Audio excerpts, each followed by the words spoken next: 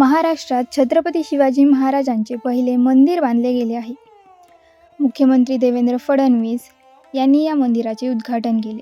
या प्रसंगी माजी केंद्रीय मंत्री कपिल पाटील, किसन कथोरे आणि इतर मान्यवर उपस्थित होते. हे मंदिर मुंबईजवळील भिवंडी येथे आहे आणि ते 1 एकर जमिनीवर बांधले गेले आहे. हे 56 फूट उंच मंदिर आहे. मंदिराचे बांधकाम काही वर्षांपूर्वी सुरू झाले होते.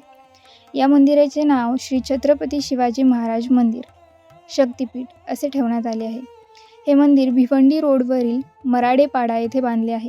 हिंदी तिथीनुसार आज छत्रपती शिवाजी महाराजांची जयंती असल्याने त्याचे आज अनावरण करण्यात आले. मंदिराची उंची 56 फूट आहे, तर त्याचा दरवाजा 26 फूट उंच आहे.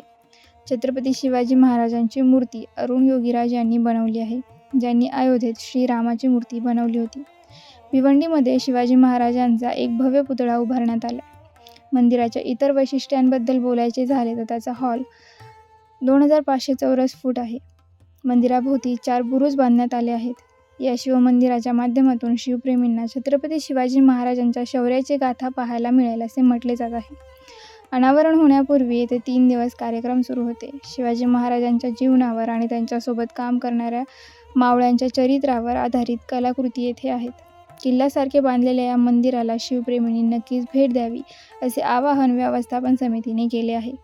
मुख्यमंत्री देवेंद्र फडणवीस यांनी या मंदिराला तात्काळ तीर्थक्षेत्राचा दर्जा देण्यात येईल अशी घोषणा केली आहे.